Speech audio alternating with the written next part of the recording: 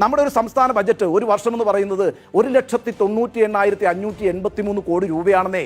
2 ലക്ഷം കോടിയെ നമുക്ക് വേണമെങ്കിൽ റൗണ്ട് ചെയ്ത് പറയാം. 2 ലക്ഷം കോടി രൂപയുടെ ബജറ്റ് പ്രതിവർഷം അവതരിപ്പിക്കുന്ന ഒരു സംസ്ഥാനമായത്.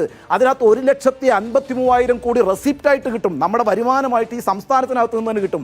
40,000 കോടിയാണ് നമ്മൾ കേന്ദ്രത്തിൽ നിന്ന് കടമെടുക്കുന്നത്. അപ്പോൾ അത്രയും ശക്തമായ ഒരു സമ്പദ് വ്യവസ്ഥയാണ് കേരളത്തിന്റെ സമ്പദ് വ്യവസ്ഥ. ആ സമ്പദ് വ്യവസ്ഥ ഉള്ളപ്പോഴാണ് ഈ 1,500 കോടി രൂപയ്ക്ക് വേണ്ടി ഇനിയിപ്പോൾ മുഖ്യമന്ത്രിയുടെ വാക്കുകൾ കടമെടുത്താൽ 8.25 അട്ടി വെച്ചതുപോലെ അത്രയും ഉയരം മാത്രമുള്ള ഒരു 1,500 കോടി രൂപയ്ക്ക് വേണ്ടി നമ്മൾ ഈ PM ശ്രീ പദ്ധതി നടപ്പാക്കാൻ പോകുന്നു എന്ന് പറഞ്ഞാൽ ആര് വിശ്വസിക്കും?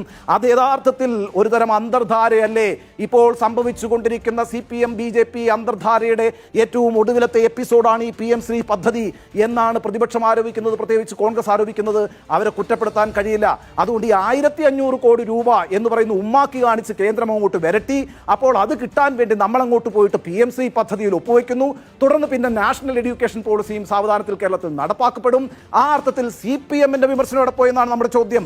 എവിടെ പോയി CPM-ന്റെ ഈ കാവ്യവൽക്കരണ വിദ്യാഭ്യാസ നയത്തിനെതിരായിട്ടുള്ള പ്രതിഷേധം, അതിനെതിരായിട്ടുള്ള നിലപാട്? നോക്കൂ, ഒരു സംസ്ഥാനത്ത് ഒരു മുന്നണിയെ കേരളത്തിലെ ജനങ്ങൾ അധികാരത്തിലേറ്റുന്നത് ആ മുന്നണി സർക്കാർ കേരളത്തിൽ തേനും പാലും ഒഴുക്കും എന്ന് വിചാരിച്ചുകൊണ്ടൊന്നുമല്ല, മറിച്ച് ആ മുന്നണിയുടെ രാഷ്ട്രീയ നിലപാടുമായി ബന്ധപ്പെട്ടാണ്. ആ രാഷ്ട്രീയ നിലപാടിൽ ഉറച്ചു നിൽക്കാൻ CPM-ന് ബാധ്യതയുണ്ട്. ആ രാഷ്ട്രീയ നിലപാട് എന്തായിരുന്നു? ഹിന്ദുത്വവൽക്കരണത്തിനെതിരായിട്ടുള്ള നിലപാടല്ലേ? ഈ PM ശ്രീ പദ്ധതിയെ അനുകൂലിച്ചുകൊണ്ട് ഇപ്പോൾ MOU-ൽ ഒപ്പുവെച്ച് കഴിഞ്ഞാൽ നാളെ നിങ്ങൾ നാഷണൽ എഡ്യൂക്കേഷൻ പോളിസി സംസ്ഥാനത്ത് നടപ്പാക്കാൻ നിർബന്ധിതമാകും. ആ അർത്ഥത്തിൽ ഒരു അന്തർധാര ഇവിടെ ഇങ്ങനെ സജീവമാണ് എന്ന പ്രതിപക്ഷത്തിന്റെ വാദത്തിന് വീണ്ടും വീണ്ടും ശക്തി പകരുന്ന ഒരു കാര്യമാണ് ഇപ്പോൾ സംഭവിക്കാൻ പോകുന്നത്.